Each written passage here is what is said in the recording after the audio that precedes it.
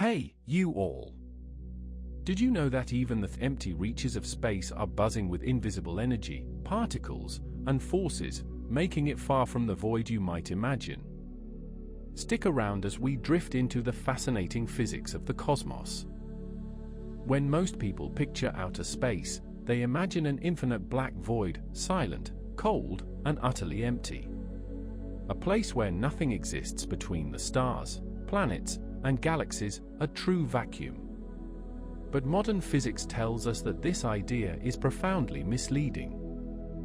In fact, even in the most remote region of intergalactic space, where there's not a single atom for millions of kilometers, the vacuum is teeming with activity.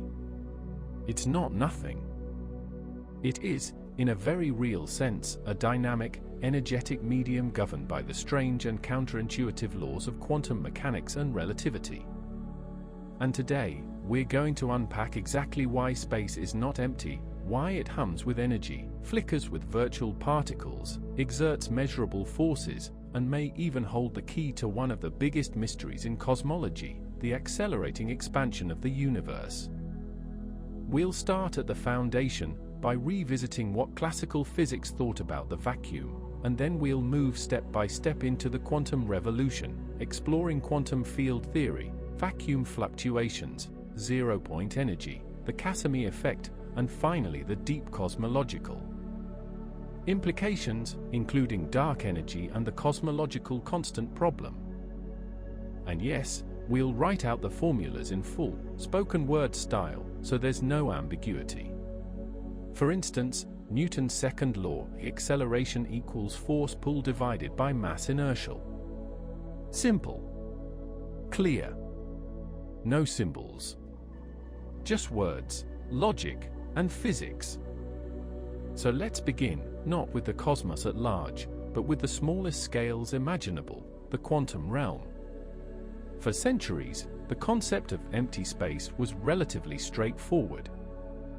In the Newtonian worldview, space was a passive stage, a fixed, three-dimensional grid, on which matter and forces played out their roles. If you removed all matter and radiation, what remained was absolute nothingness, a true void. Even in Maxwell's theory of electromagnetism, the vacuum was treated as the absence of charge and current, though the presence of electric and magnetic fields could still propagate through it as waves, like light. But crucially, those fields were considered to be disturbances in the vacuum, not inherent to it. Then came quantum mechanics in the early 20th century, and everything changed. Quantum mechanics introduced a fundamental indeterminacy into nature. Heisenberg's uncertainty principle states that certain pairs of physical quantities, like position and momentum, or energy and time, cannot both be known with arbitrary precision at the same time. Specifically, the product of the uncertainty in energy and the uncertainty in time must be greater than or equal to Planck's constant divided by 4 pi. Written out, the uncertainty in energy multiplied by the uncertainty in time is greater than or equal to Planck's constant divided by the quantity 4 times pi. This isn't just a limitation of measurement, it's a statement about reality itself. Even in the absence of any particles, the vacuum cannot have precisely zero energy for a precisely defined duration. Over very short time intervals, energy can fluctuate, borrowed from nowhere, so long as it's repaid quickly enough to satisfy the uncertainty principle. These fleeting fluctuations give rise to what we call virtual particles, particle-antiparticle pairs, like electron and positron, or quark and antiquark, that spontaneously pop into existence, exist for a tiny fraction of a second, and then annihilate each other, returning the Bohr. Ode energy to the vacuum. Now, virtual particles are not like ordinary particles. You cannot directly detect a virtual electron in a bubble chamber. They do not leave tracks. They are off-shell, meaning they do not satisfy the usual relativistic energy-momentum relation, rest mass energy squared plus momentum times speed of light squared, all under a square root, does not equal total energy. In contrast, real particles are on shell, their energy, momentum, and mass obey Einstein's relation, total energy squared equals rest mass energy squared plus momentum times speed of light squared. But even though virtual particles can't be observed directly, their effects can be measured, often with astonishing precision. The most famous example is the Lamb shift, the tiny energy difference between two electron orbitals in the hydrogen atom, specifically, the two s orbitals with principal quantum number 2, that should have identical energy according to the Dirac equation. But in 1947, Willis Lamb and Robert Rutherford discovered that they do not. There's a small splitting. Why? Because the electron in the atom is constantly interacting with the fluctuating electromagnetic vacuum. Virtual photons are emitted and reabsorbed by the electron, slightly altering its energy depending on how close it gets to the nucleus. The s orbitals, unlike p or d orbitals, have non-zero probability density at the nucleus itself, so they're more sensitive to these vacuum fluctuations. The observed shift matches theoretical predictions to better than 1 part in a million. That's not coincidence. That's evidence, hard, empirical evidence, that the vacuum is active. Another triumph, the anomalous magnetic dipole moment of the electron. According to Dirac's relativistic theory, the electron's magnetic moment should be exactly equal to the Bohr magneton, defined as the elementary charge times Planck's constant divided by 4 pi times the electron mass. But experiments show a slight deviation, about 0.00116, called the anomaly. Quantum electrodynamics explains this by summing up all possible ways the electron can emit and reabsorb virtual photons, and even virtual electron-positron pairs, in a series of loop diagrams. Each higher-order correction adds a smaller term, and when you include contributions up to 5 loops, mathematical expressions involving over 12,000 Feynman diagrams, the theoretical prediction agrees with experiment to 12 decimal places. That is the most precise agreement between theory and experiment in all of science. And at the heart of it? The restless vacuum, seething with transient fluctuations. So already, we see the first major point: empty space isn't empty. It's a frothing sea of transient fields and virtual excitations. But to truly understand why, we need to go beyond quantum mechanics and into quantum field theory, the framework that unifies quantum mechanics with special relativity and forms the bedrock of the standard model of particle physics. Quantum field theory doesn't treat particles as the fundamental entities. Instead, it posits that the universe is filled with fields, one for each type of elementary particle. There is an electron field, a photon field, an up-quark field, a Higgs field, and so on. These fields exist everywhere in space and time. What we call a particle is simply a localized excitation, a quantized ripple, in its corresponding field. Think of the field like the surface of a pond. A particle is like a wave packet moving across it. Even when the pond looks calm, no visible waves, the water is still there. And even in its lowest energy state, the ground state, the field is not silent. Here's the critical insight: in quantum field theory, every field behaves like an infinite collection of quantum harmonic oscillators, one at every point in space. In classical physics, a harmonic oscillator, like a mass on a spring, can have zero energy when it's at rest. But in quantum mechanics, even the ground state has energy, the zero-point energy. For a single quantum harmonic oscillator, the lowest possible energy is 1/2 times Planck's constant times the angular frequency. You cannot remove this energy, it's intrinsic to the quantum nature of the system. Now, extend that idea to a field. Since the field is made of infinitely many oscillators, one for each possible mode of vibration, each possible wavelength and direction, the total zero-point energy is the sum over all modes of 1/2 times Planck's constant times the frequency of that mode. Let's write that down carefully. The zero-point energy equals the sum over all possible wave vectors k of 1/2 times Planck's constant times the angular frequency corresponding to k. But for a massless field like the electromagnetic field, the angular frequency equals the magnitude of the wave vector times the speed of light. So for each mode, energy contribution is 1/2 times Planck's constant times magnitude of k times speed of light. Now, here's the problem: this sum diverges. As the wavelength gets shorter and shorter, meaning k gets larger and larger, the frequency increases without bound, and so does the energy contribution. If you simply add up all modes from 0 to infinity, you get an infinite vacuum energy. Infinite energy density. That can't be right, can it? Well, mathematically, yes, the naive sum diverges.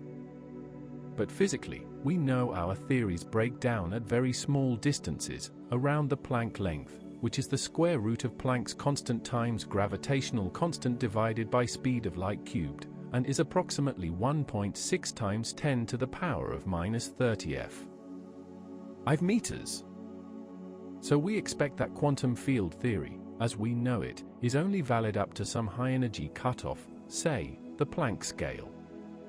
If we impose a cutoff at the Planck momentum, then the vacuum energy density becomes finite, but enormous. Let's estimate it. The number of modes per unit volume in three-dimensional space is proportional to the volume in k-space divided by 2 pi cubed. So the energy density is approximately the integral from 0 to k max of 1/2 times Planck's constant times c times k, times for pi k squared dk, all divided by 2 pi cubed. Carrying out the integral, the integrand is 2 pi times Planck's constant times c times k cubed, divided by 2 pi cubed, so that's Planck's constant times c times k cubed divided by 2 pi squared. Integrate k cubed dk from 0 to k max gives 1/4 times k max to the 4th. So total vacuum energy density equals Planck's constant times c times k max to the 4th, divided by 8 pi squared. Now set k max equal to the Planck momentum, which is Planck's constant divided by 2 pi, all divided by the Planck length.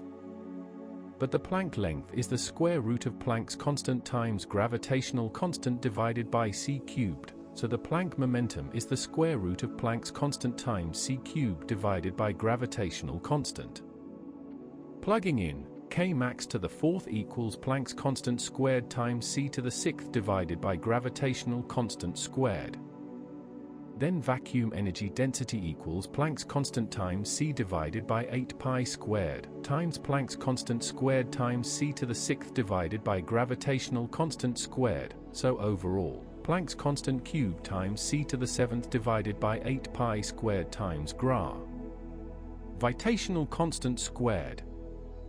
But there's a simpler way. The Planck energy density is defined as the Planck energy divided by the Planck length cubed. Planck energy is the square root of Planck's constant times c to the 5th divided by gravitational constant.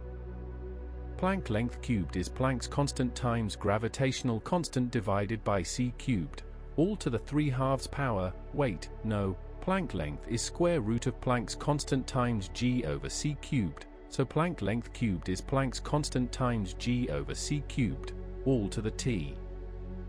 3/2, which is Planck's constant to the 3/2 times g to the 3/2 over c to the 9/2.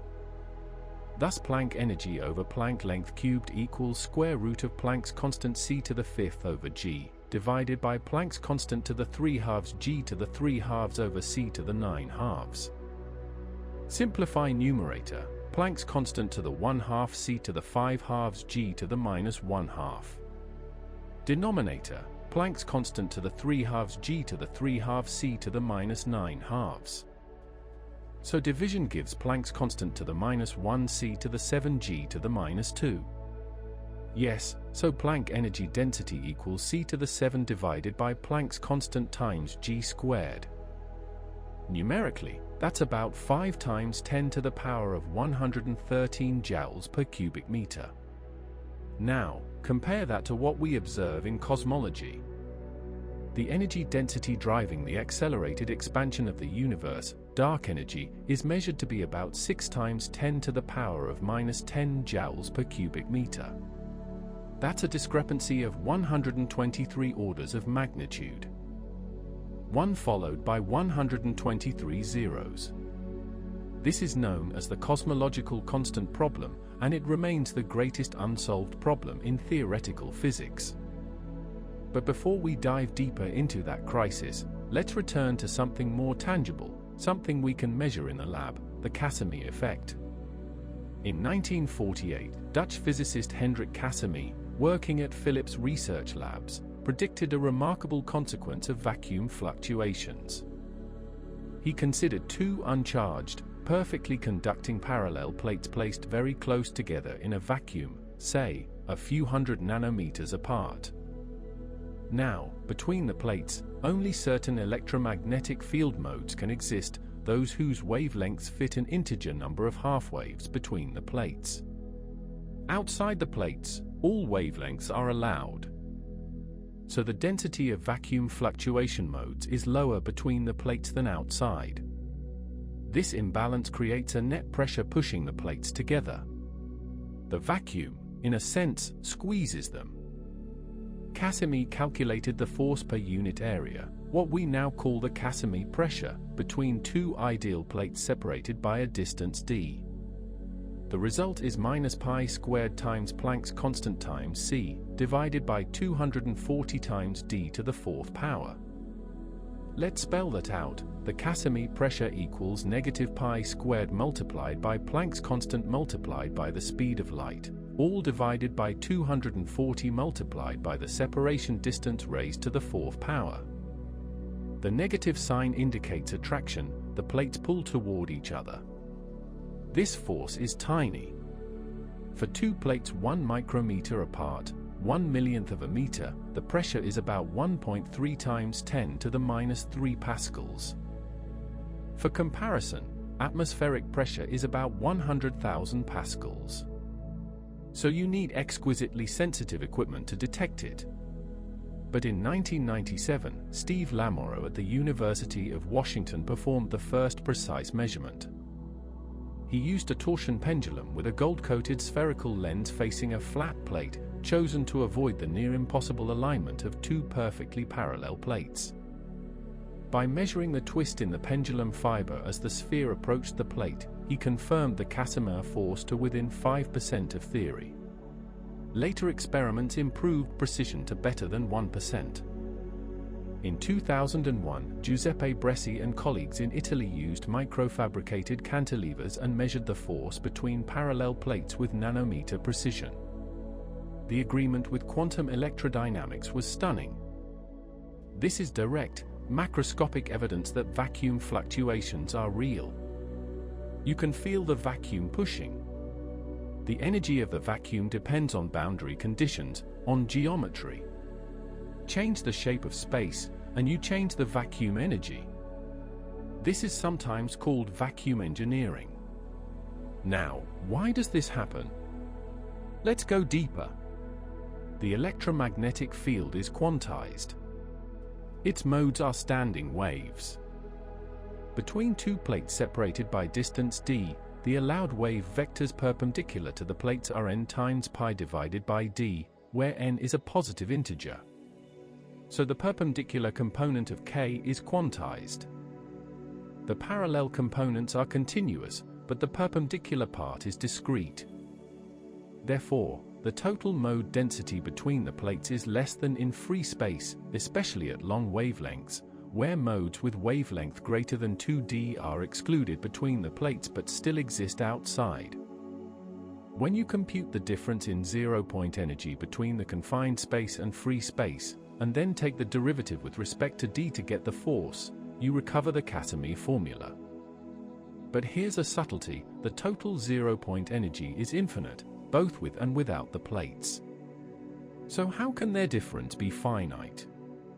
Because the infinities are the same in both configurations, they cancel out. Only the change in mode structure matters. This is an example of renormalization, subtracting infinities in a physically meaningful way to extract finite, measurable predictions. Renormalization is a cornerstone of quantum field theory. It acknowledges that our theories contain divergences, but shows that observable quantities, like scattering cross-sections or energy differences, are finite and predictive. Now, the Casimir effect isn't limited to parallel plates. It occurs for any geometry, sphere and plate, two spheres, corrugated surfaces. It even changes sign for certain asymmetric setups. In 2009, researchers demonstrated a repulsive Casimir force using a gold sphere and a silica plate immersed in bromobenzene, a liquid with intermediate permittivity. Repulsion opens the door to quantum levitation and frictionless nanomachines. But let's not get ahead of ourselves. Let's return to the vacuum energy density. We've seen that quantum field theory predicts a huge vacuum energy, yet cosmology observes a tiny one. How do we reconcile this?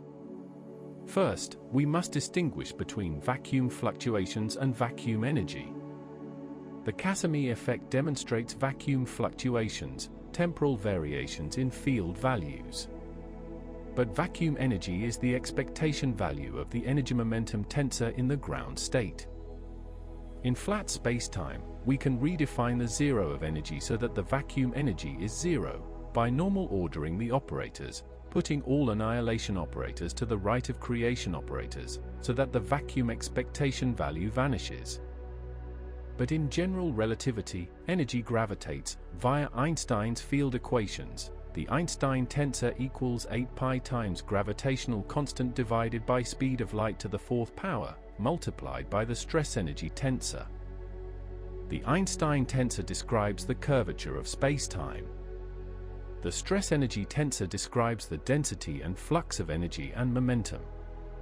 So if the vacuum has non-zero energy density, even a constant one, it acts like a cosmological constant. Einstein originally introduced the cosmological constant as a separate term.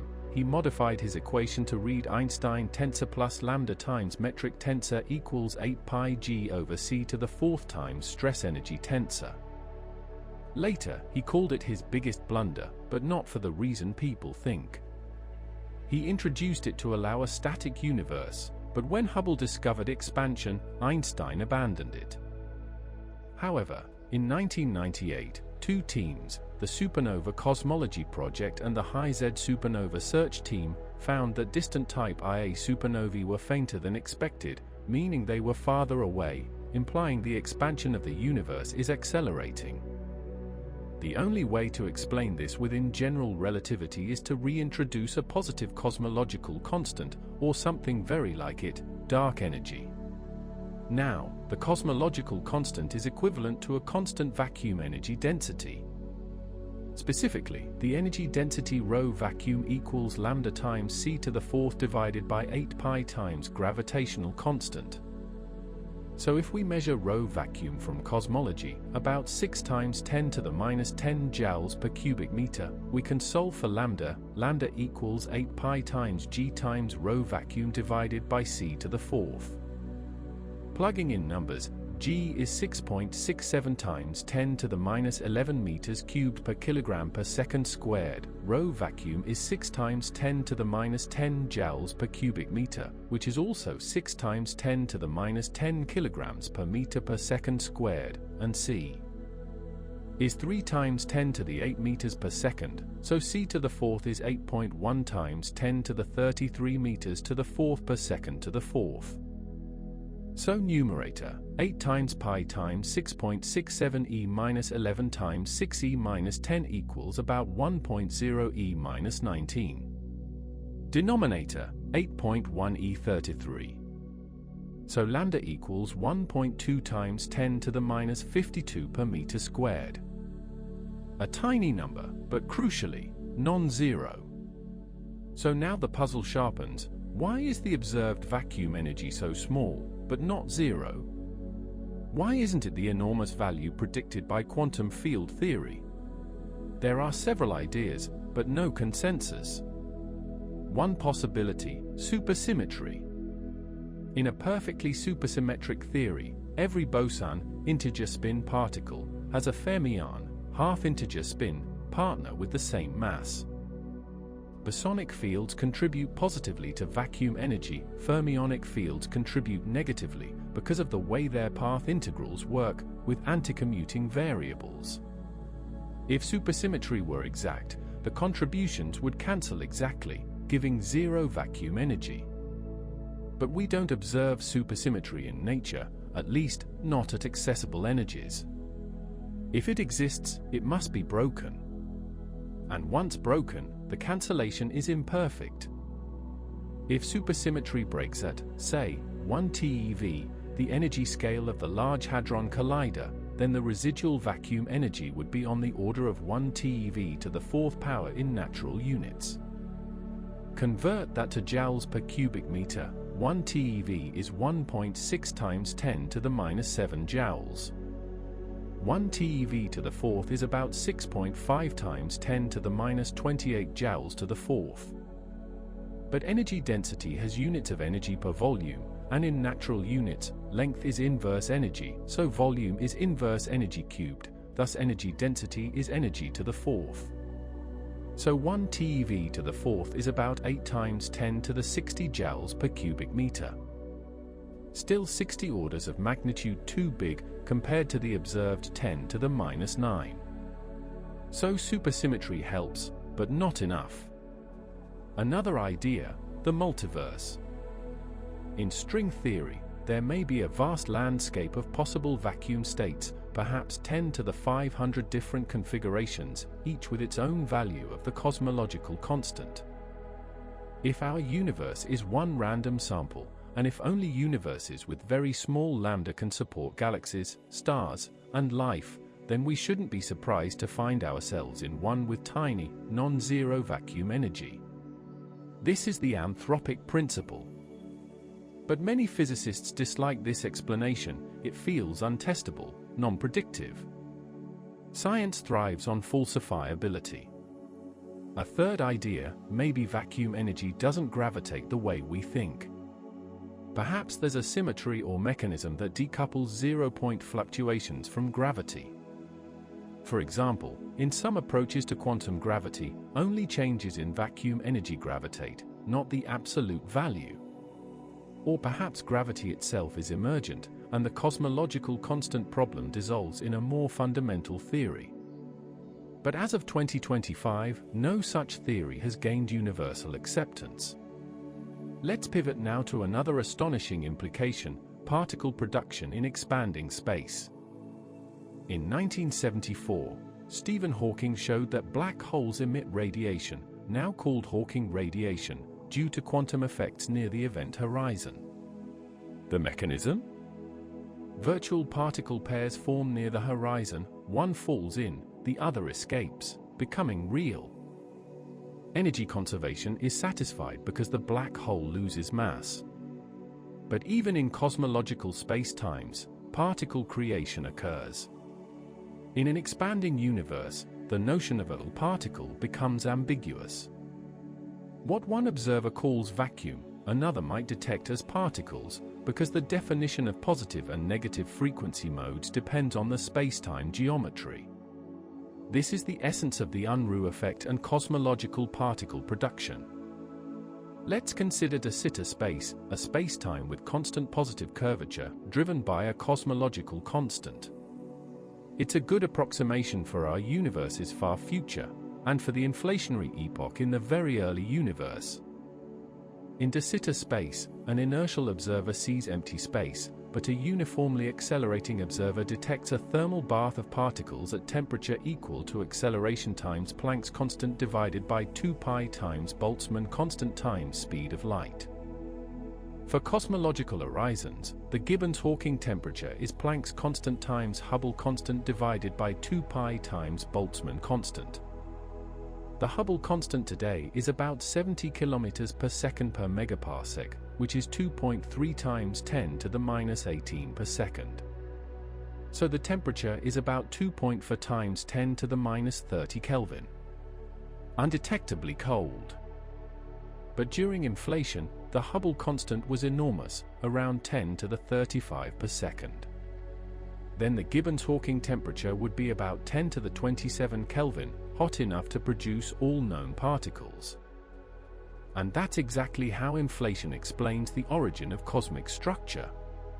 Quantum fluctuations in the inflaton field, stretched to astronomical scales by exponential expansion, become classical density perturbations. These see the formation of galaxies and clusters. The spectrum of these fluctuations has been measured by the Planck satellite and matches inflationary predictions exquisitely. So again, the quantum vacuum isn't just a curiosity. It's the engine of cosmic structure. Let's now revisit the mathematics of the vacuum more carefully. In quantum electrodynamics, the quantum field theory of electromagnetism, the electromagnetic four-potential mu is promoted to an operator. The electric and magnetic fields become operators as well. Their vacuum expectation values are zero. The average electric field in empty space is zero. The average magnetic field is zero. But their variances are not. The mean square electric field is non-zero. Specifically, the vacuum expectation value of E squared equals the integral over all k of 1/2 times Planck's constant times c times k cubed divided by 2 pi squared, again divergent, but cutoff dependent. This fluctuating electric field is what jiggles the electron in the Lamb shift. We can even estimate the size of the fluctuation. If we impose a cutoff at the electron Compton wavelength, lambda equals Planck's constant divided by electron mass times c, which is about 2.4 times 10 to the minus 12 meters, then k max is about 4 times 10 to the 11 per meter. Then mean square E equals Planck's constant times c times k max cubed divided by 4 pi squared. Plug in, Planck's constant is 6.63 times 10 to the minus 34, c is 3 times 10 to the 8, k max cubed is 6.4 times 10 to the 34. So numerator, 6.63 e minus 34 times 3 e8 times 6.4 e34 equals about 1.27 e9. Denominator, 4 pi squared is about 39.5. So mean square E is about 3.2 times 10 to the 7 volts squared per meter squared. Thus root mean square electric field is about 5.7 thousand volts per meter. That's a huge field, enough to rip apart atoms in a picosecond. But it fluctuates on timescales of the Compton time, Planck's constant divided by electron rest energy, which is about 1.3 times 10 to the minus 21 seconds. So the field reverses direction before it can do lasting damage. The electron responds as if bathed in white noise, leading to small, cumulative shifts like the Lamb shift. This is key. The vacuum doesn't do work on average, it's in equilibrium, but its fluctuations perturb systems, and those perturbations are measurable. Now, let's talk about the Higgs field. The Higgs field is a scalar field that permeates all of space. Unlike the electromagnetic field, whose vacuum expectation value is zero, the Higgs field has a non-zero vacuum expectation value, about 246 gigaelectronvolts in energy units. This is not a fluctuation, it's a constant background value. The universe is immersed in a Higgs condensate.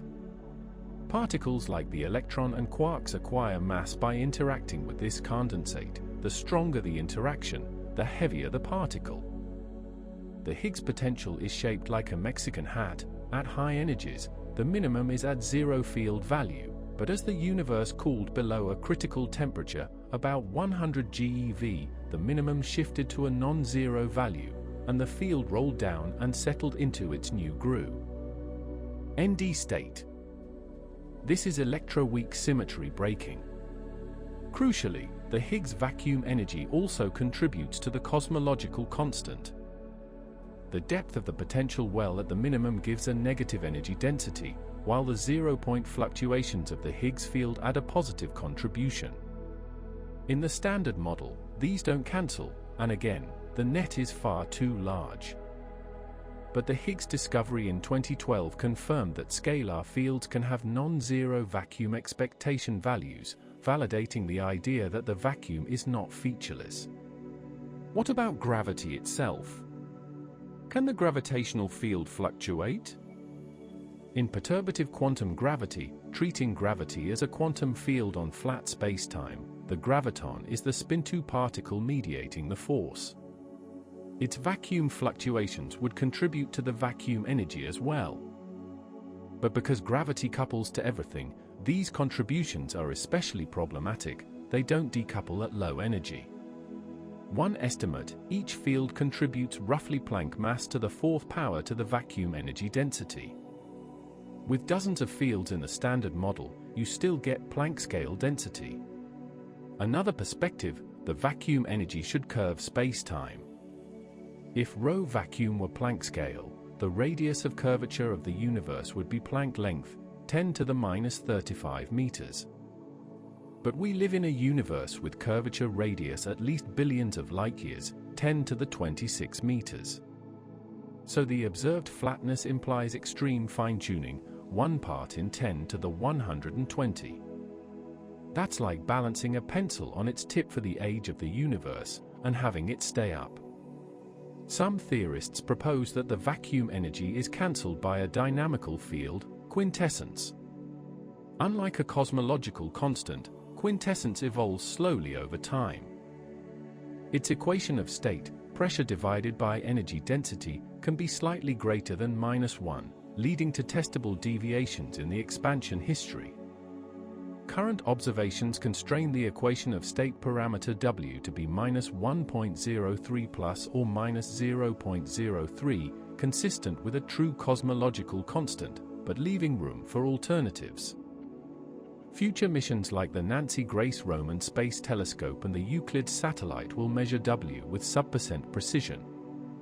But even if dark energy is dynamical, the question remains, why is its energy scale so close to the matter density today?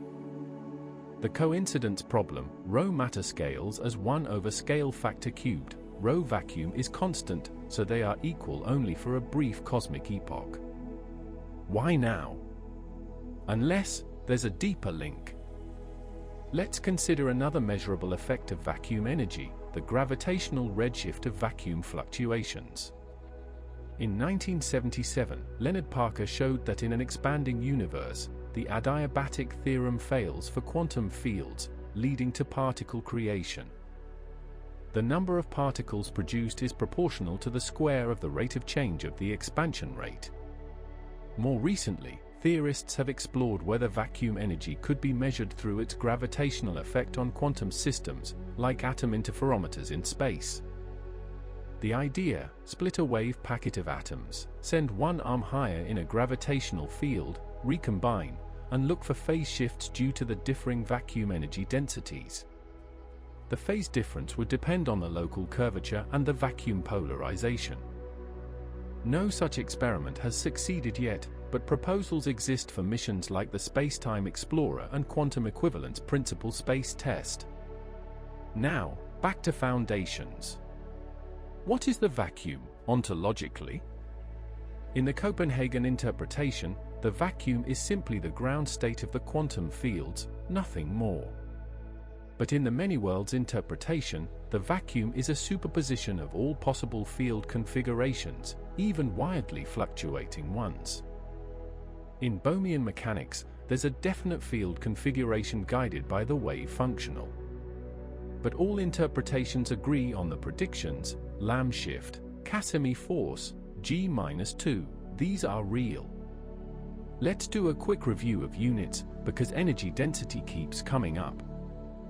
Joule per cubic meter is the SI unit. 1 joule is 1 kilogram meter squared per second squared, so joule per cubic meter is kilogram per meter per second squared.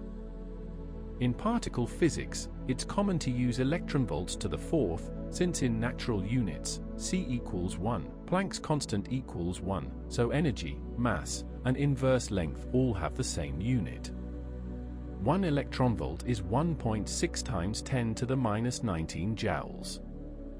The observed dark energy density is about 2.3 times 10 to the minus 3 electronvolts to the fourth. The Planck energy is 1.22 times 10 to the 19 giga-electronvolts, so Planck energy to the fourth is about 2.2 times 10 to the 76 electronvolts to the fourth.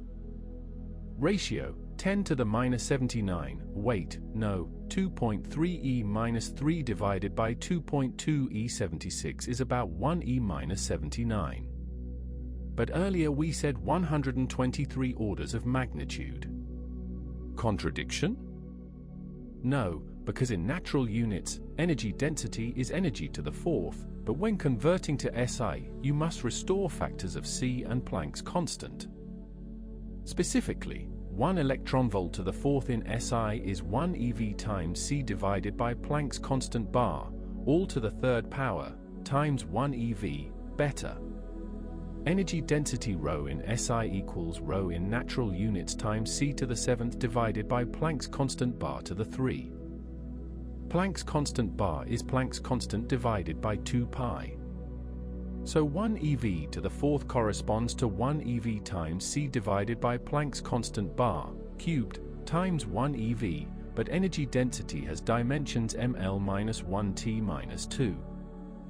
Standard conversion, 1 GeV to the fourth equals 2.08 times 10 to the 37 joules per cubic meter.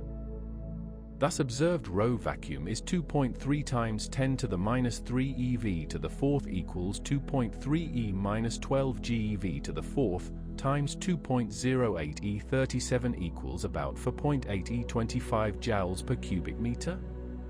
No, that can't be. Wait, I made a mistake. 2.3 times 10 to the minus 3 eV to the fourth.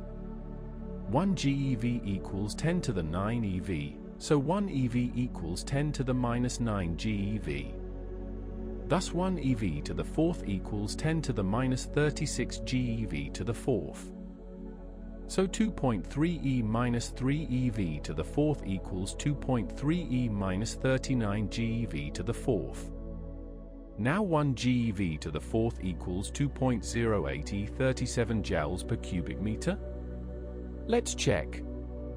Planck energy is 1.22 e 19 GeV. Planck energy density is C to the 7 divided by Planck's constant times g squared.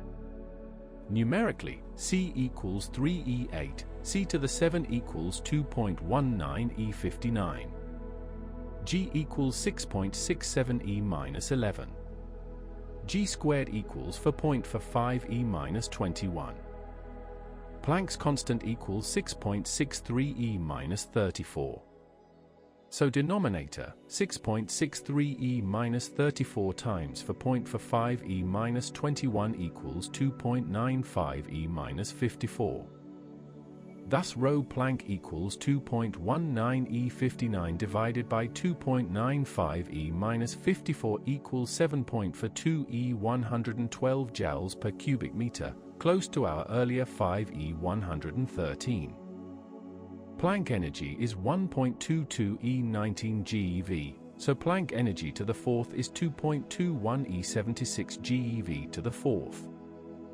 Thus 1 GeV to the fourth equals ρ Planck divided by Planck energy to the fourth equals 7.42 e 112 divided by 2.21 e 76 equals 3.36 e 36 joules per cubic meter. Yes. So observed ρ vacuum is about 6 e minus 10 joules per cubic meter. Divide by 3.36 e 36 equals 1.8 e minus 46 GeV to the fourth. In EV, 1 GeV to the fourth equals 10 to the 36 EV to the fourth, so 1.8 e minus 46 GeV to the fourth equals 1.8 e minus 10 EV to the fourth. Earlier I said 2.3 e minus 3, that was wrong. Correct value, ρ vacuum equals 3.2 times 10 to the minus 11 ergs per cubic centimeter, standard cosmology number. 1 erg equals 10 to the minus 7 joules, 1 cubic centimeter equals 10 to the minus 6 cubic meters, so erg per cubic centimeter equals 10 to the minus 1 joules per cubic meter. Thus 3.2 e minus 11 erg per cubic centimeter equals 3.2 e minus 12 joules per cubic meter. Wait, now I'm confused. Let me use authoritative numbers. Critical density of the universe today, ρ crit equals 3h squared divided by 8 pi g. H equals 67.4 kilometers per second per megaparsec equals 2.19 e minus 18 per second. H squared equals 4.79 e minus 36. G equals 6.67 for e minus 11. So 8 pi g equals 1.675 e minus 9. Thus ρ crit equals 3 times 4.79 e minus 36 divided by 1.675 e minus 9 equals 8.56 e minus 27 kilograms per cubic meter. Now dark energy is about 68.3% of critical density, so ρ lambda equals 5.85 e minus 27 kilogram per cubic meter. Since E equals mc squared, energy density equals ρ lambda times c squared equals 5.85 e minus 27 times 9e16 equals 5.27 e minus 10 joules per cubic meter. Yes, about 5 times 10 to the minus 10 joules per cubic meter. Now convert to eV to the fourth. 1 joule equals 6.2 for 2 e18 eV. So ρ lambda equals 5 e minus 10 times 6.2 for 2 e18 equals 3.12 e9 eV per cubic meter. But energy density in natural units is eV to the fourth, and 1 meter equals 5.0686 eV to the minus 1, since Planck's constant bar c equals 1.97 e minus 7 eV meters, so 1 meter equals 1 over 1.97 e minus 7 eV. To the minus 1 times 2 pi? Better. Planck's constant bar c equals 197.3 mega-electronvolt femtometers. 1 femtometer equals 10 to the minus 15 meters.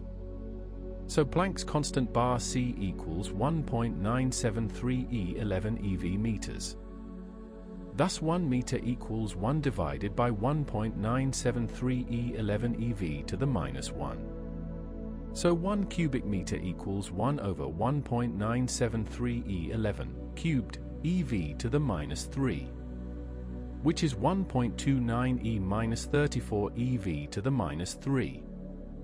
Therefore, energy density in eV per cubic meter equals energy density in eV to the fourth times 1.29 e minus 34.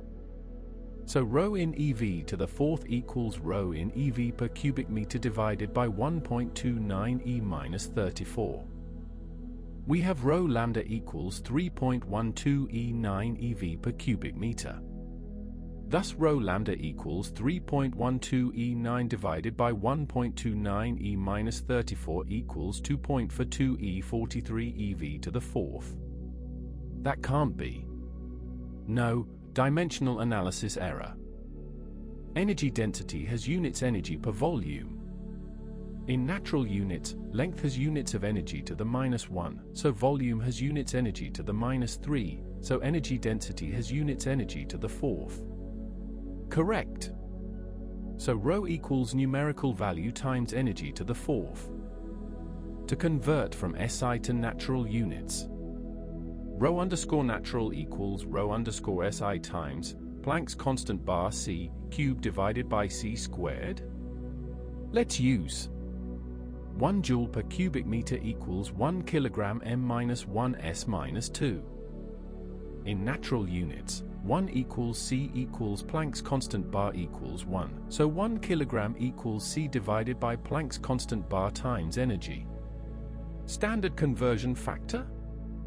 1 GeV to the fourth equals 2.08 times 10 to the 37 joules per cubic meter. Source: particle data group.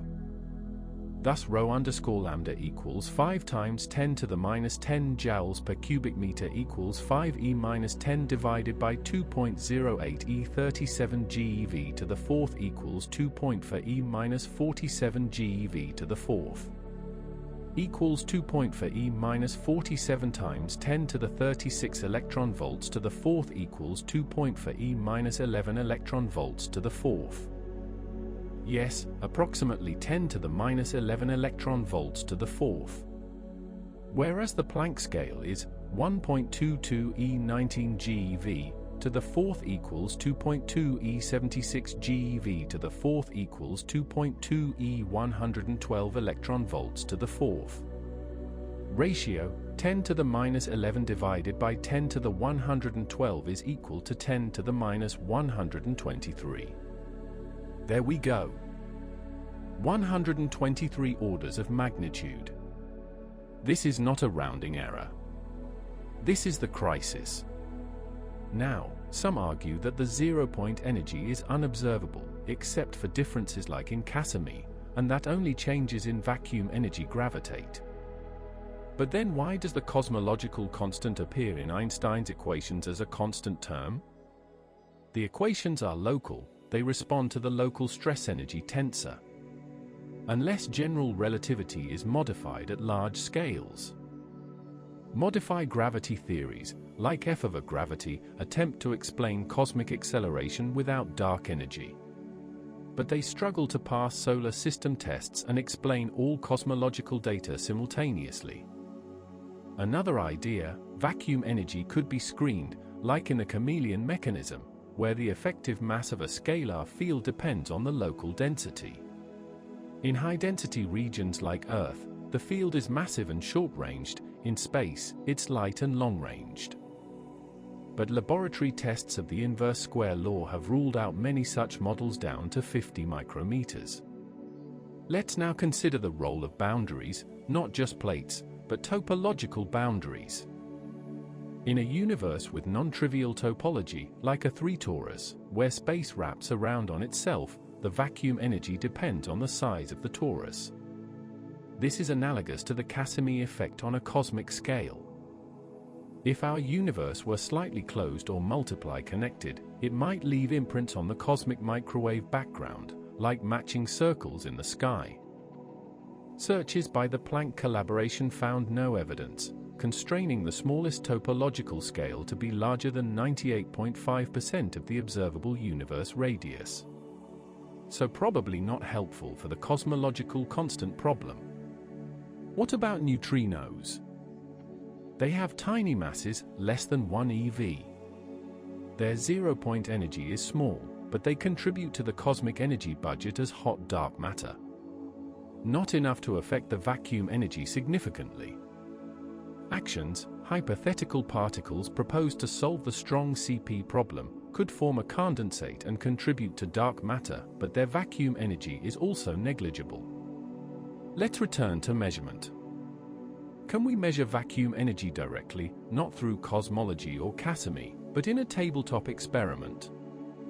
In 2020, a team at Chalmers University of Technology claimed to have observed dynamical Casimir radiation by modulating a superconducting quantum interference device at gigahertz frequencies. They converted virtual photons into real microwave photons. The spectrum matched predictions, another validation of vacuum fluctuations. In 2023, researchers at MIT used ultra-cold atoms in optical lattices to simulate quantum fields in curved spacetime, and observed analog Hawking radiation and cosmological particle production. These analog experiments don't prove the cosmic effects exist, but they show the underlying quantum principles are sound. Now, a philosophical point, is the vacuum real? Some physicists, like Robert Jaffe of MIT, argue that the Casimir effect can be explained entirely by van der Waals forces between atoms in the plates, without invoking vacuum fluctuations. The Lifshitz theory, generalizing Casimir to real materials, does include both effects, but at separations above 10 nanometers, the Casimir force dominates over atomic forces. Most experts agree, vacuum fluctuations are indispensable for a unified understanding, from atomic physics to cosmology. Einstein himself struggled with the vacuum. In 1916, he introduced stimulated and spontaneous emission, where spontaneous emission is driven by vacuum fluctuations of the electromagnetic field. Without the vacuum, atoms would never decay from excited states. So even quantum optics depends on it. Every laser, every LED, every fluorescent light relies on the reality of the quantum vacuum. Let's summarize where we are. Quantum field theory predicts that the vacuum is filled with zero-point fluctuations of all quantum fields. These fluctuations produce measurable effects: Lamb shift, anomalous magnetic moment, Casimir force. The energy density of these fluctuations, when naively calculated, is enormous, Planck scale. Cosmology observes a vacuum energy density that is 123 orders of magnitude smaller, but non-zero. This discrepancy is the cosmological constant problem. Possible solutions: supersymmetry, multiverse, modified gravity, remain speculative. Meanwhile, the vacuum plays a constructive role, seeding cosmic structure, enabling atomic transitions, mediating forces. So space is not empty. It is the foundation of physical reality. In the next part, we'll explore the connection between vacuum energy and black hole thermodynamics, the holographic principle and its implications for vacuum degrees of freedom, experimental frontiers, quantum vacuum in strong fields, like near magnetars, whether we can ever mine vacuum energy, spoiler, probably not. And the ultimate question, is the vacuum stable, or could it decay into a lower energy state? But for now, take a breath. Look up at the night sky. That blackness between the stars? It's not nothing. It's the quantum vacuum, humming with possibility, shaping the cosmos, and challenging our deepest theories. Let's continue our journey into the quantum vacuum, deeper now, past the laboratory effects and cosmological puzzles, into the profound connections between gravity, information, and the very fabric of reality. We left off with the unsettling fact that the vacuum energy predicted by quantum field theory exceeds observation by 123 orders of magnitude. But that discrepancy is not just a technical glitch, it's a signpost pointing toward new physics, possibly a unification of quantum mechanics and gravity. So where do we go from here? Into black holes, into entropy, into the possibility that space itself has a microscopic structure, and that the vacuum may be not a void, but a record. We begin with Stephen Hawking's revolutionary insight: black holes are not truly black. In 1974, Hawking applied quantum field theory to the curved spacetime around a black hole's event horizon, and discovered that black holes emit thermal radiation. This Hawking radiation arises directly from vacuum fluctuations. Picture a virtual particle-antiparticle pair spontaneously appearing just outside the horizon. Normally, they would annihilate almost instantly. But if the pair forms straddling the horizon, one particle inside, one outside, then the inner particle can fall in, while the outer one escapes to infinity. To conserve energy, the infalling particle must have negative energy relative to a distant observer, so the black hole loses mass. The temperature of this radiation is inversely proportional to the black hole's mass. Specifically, Hawking temperature equals Planck's constant times the speed of light cubed, divided by 8 pi times gravitational constant times the black hole mass times Boltzmann constant. Let's unpack that. For a solar mass black hole, about 2 times 10 to the 30 kilograms, the temperature is about 6 times 10 to the minus 8 Kelvin. Colder than the cosmic microwave background, so such black holes absorb more energy than they emit. But for a black hole of mass 10 to the 12 kilograms, about the mass of a mountain, the temperature is around 120 Kelvin. And for a primordial black hole formed in the early universe with mass 5 times 10 to the 11 kilograms, the Hawking temperature today would be about 270 Kelvin, room temperature, and it would be evaporating explosively in a final burst of gamma rays. None have been conclusively observed, but they remain a compelling dark matter candidate. Now, Hawking radiation carries entropy away from the black hole. And here's where things get deeply strange. The entropy of a black hole, according to Jacob Bekenstein, is proportional not to its volume, but to the area of its event horizon. The Bekenstein-Hawking entropy equals the speed of light cubed times the horizon area, divided by 4 times gravitational constant times Planck's constant divided by 2 pi. Written fully, entropy equals c cubed multiplied by a, all divided by 4 times g times Planck's constant over 2 pi. Since Planck's constant over 2 pi is often called h bar, this is c cubed divided by 4g h bar. The horizon area A for a Schwarzschild black hole is 4 pi times the Schwarzschild radius squared, and the Schwarzschild radius is 2 times g times m divided by c squared, so A equals 16 pi g squared m squared divided by c to the 4th. Thus entropy equals c cubed divided by 4g h bar, times 16 pi g squared m squared over c to the 4th, simplify, 4 pi g m squared divided by h bar c. So entropy increases with the square of the mass, but crucially, it scales with area, not volume. Why does that matter for the vacuum? Because entropy measures the number of microscopic degrees of freedom. If a region of space contains a black hole, the maximum possible entropy it can hold is given by its surface area in Planck units, not its volume. This suggests that all the information describing the interior, including the quantum fields, the vacuum fluctuations, the particles, may be encoded on the boundary. This is the essence of the holographic principle, first proposed by Gerard T. Hooft and refined by Leonard Susskind in the 1990s. The principle states, the description of a volume of space with gravity can be encoded on a boundary to that volume, one fewer dimension, like a hologram storing 3D data on a 2D surface. In 1997, Juan Maldacena made this concrete with the ADS-CFT correspondence, a duality between a quantum gravity theory in antidesita space, a spacetime with negative curvature, and a conformal field theory, a quantum field theory without gravity, living on its boundary. In this framework, the vacuum of the gravitational bulk corresponds to the ground state of the boundary field theory. Vacuum fluctuations in the bulk are dual to quantum correlations on the boundary.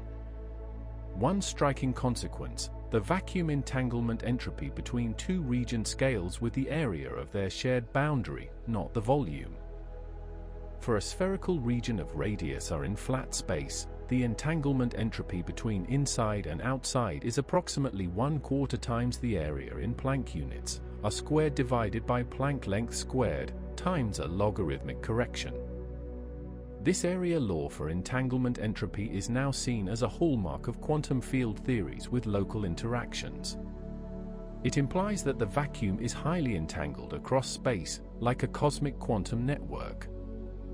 If you try to isolate a region, you break entanglement bonds, and that costs entropy and energy. Now, imagine slowly moving two plates together in the Casimir setup.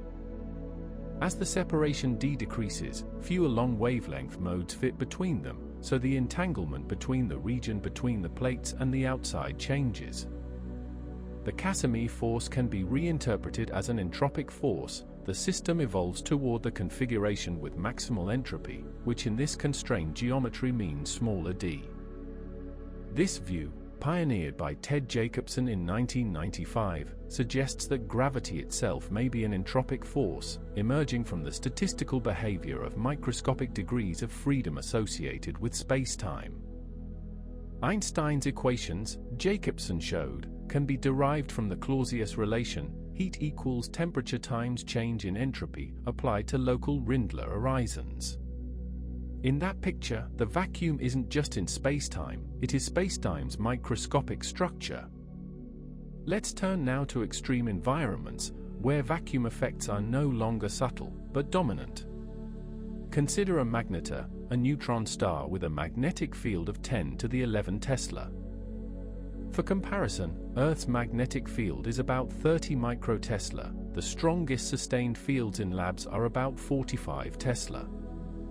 At 10 to the 11 Tesla, the magnetic field energy density equals B squared divided by 2 mu 0 being the permeability of free space, for pi times 10 to the minus 7 newtons per ampere squared. So energy density equals 10 to the 22 divided by 2 times for pi times 10 to the minus 7, about 4 times 10 to the 27 joules per cubic meter. Now compare that to the electron rest energy density, electron mass times c squared divided by Compton wavelength cubed.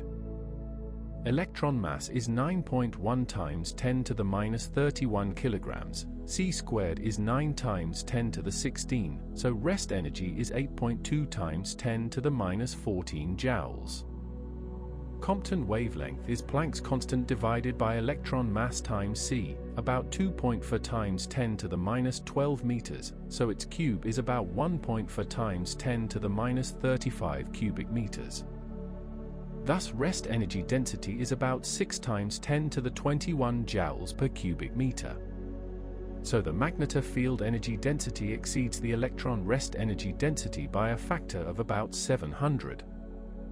In such fields, the quantum vacuum becomes birefringent, light polarized parallel to the field travels at a slightly different speed than light polarized perpendicularly, due to virtual electron-positron pairs aligning with the field. This vacuum birefringence was predicted in 1936 by Heisenberg and Euler, as a nonlinear correction to Maxwell's equations. The effective Lagrangian includes terms proportional to E squared minus B squared, and E dot B squared, where E and B are the electric and magnetic fields. In 2017, the VLT telescope observed polarized X-rays from the magnetar RxJ 1856.5-3754, and found a polarization angle shift of about 20 degrees, consistent with vacuum birefringence.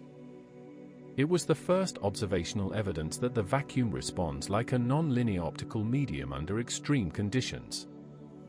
Even more dramatic, in electric fields approaching the Schwinger limit, about 1.3 times 10 to the 18 volts per meter, the vacuum becomes unstable and spontaneously produces real electron-positron pairs. This is the Schwinger effect. The pair production rate per unit volume is proportional to the electric field squared divided by Planck's constant cube times c, times the exponential of minus pi times electron mass squared times c cubed divided by electron charge times Planck's constant times electric field. Written out, rate equals E squared over h cubed c, multiplied by exponential of negative pi times me squared c cubed over ehe. At the Schwinger limit, the exponent equals minus pi, so the rate becomes significant. Below that, it's exponentially suppressed. For context, a 1 terawatt laser focus to a diffraction-limited spot achieves about 10 to the 22 watts per square centimeter instantaneous intensity, but the electric field is still only about 10 to the 14 volts per meter, for orders of magnitude below Schwinger. No violation of momentum conservation was found. So while the vacuum is energetic, it is not a power source. It is more like the ocean, full of motion, but you can't sail without wind or oars. Let's now confront one of the most unsettling ideas in modern physics, vacuum metastability. The Higgs field, as measured at the Large Hadron Collider, has a mass of 125 giga-electronvolts. Combined with the top quark mass, about 173 giga-electronvolts, this suggests that the electroweak vacuum may not be the true ground state of the universe. Instead, it could be a false vacuum, a local minimum in the Higgs potential, separated by a barrier from a deeper, true vacuum with lower energy. If so, our universe could, in principle, decay via quantum tunneling. A tiny bubble of true vacuum could nucleate, perhaps triggered by a high-energy cosmic ray, and then expand at nearly the speed of light.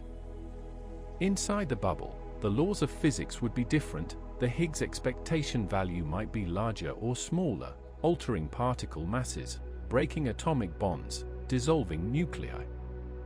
The decay rate per unit volume is proportional to exponential of minus action over Planck's constant, where the action is the Euclidean action of the critical bubble, the so-called bounce solution. Detailed calculations, including 3-loop corrections, give a half-life vastly longer than the current age of the universe, about 10 to the 130 years or more. So we're safe. But the mere possibility raises profound questions. Is our vacuum fine-tuned? Why is it so long-lived? Does eternal inflation populate a multiverse where some regions have already decayed? In 2025, the high luminosity LHC will reduce uncertainties in the top quark mass and Higgs self-coupling, key inputs for stability calculations.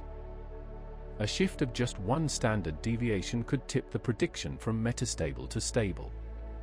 Now, let's look ahead to experimental frontiers. The Laser Interferometer Space Antenna, LISA, scheduled for launch in 2035, will detect gravitational waves from merging supermassive black holes. But it may also sense stochastic gravitational wave backgrounds from early universe phase transitions, where bubbles of true vacuum collided during electroweak symmetry breaking. The spectrum would encode the energy scale and duration of the transition, probing vacuum dynamics moments after the Big Bang. Closer to home, the Atomic Experiment for Dark Matter and Gravity Exploration in Space, EAGE, proposed for the 2040s, will use atom interferometers in solar orbit to measure gravitational redshift with unprecedented precision. By comparing atomic transition frequencies at different gravitational potentials, it could detect minuscule deviations predicted by models where vacuum energy couples non-minimally to curvature. On Earth, quantum simulators are advancing rapidly. In 2024, a team at Harvard used a programmable array of 256 Rydberg atoms to simulate the Schwinger model, the simplified version of quantum electrodynamics in one spatial dimension. They observed real-time pair production and vacuum polarization, validating decades of theory. These aren't just analogies. They are quantum emulations. The atom's collective state maps exactly onto the field-theoretic vacuum state under controlled conditions. In this sense, we are learning to engineer vacua, designing synthetic quantum fields with desired properties. Which brings us to our final theme: what is nothing? Philosophers from Parmenides to Heidegger have debated the nature of nothingness. But physics gives a concrete answer: there is no such thing as absolute nothing in our universe. Even if you remove all particles, all radiation, all classical fields, you are left with quantum fields in their ground state. Non-zero expectation values, like the Higgs condensate. Entanglement across space. Fluctuations obeying the uncertainty principle. A space-time metric that may itself be emergent. And in general relativity, you cannot even define a global vacuum state in a generic curved spacetime, because different observers disagree on what constitutes a particle. An accelerating observer in flat space sees a thermal bath, the Unruh effect, while an inertial observer sees vacuum. So particle content is observer-dependent, only the quantum state is fundamental. This leads to a radical idea: perhaps the vacuum is not a state at all, but a process. In causal set theory, space-time is discrete, a random lattice of events with causal relations. The continuum and its fields emerge only statistically. In loop quantum gravity, space is woven from spin networks, quantum states of geometry. The vacuum is the simplest such network, but it still has structure. In string theory, the vacuum corresponds to a particular compactification of extra dimensions, each choice fixing coupling constants, particle content,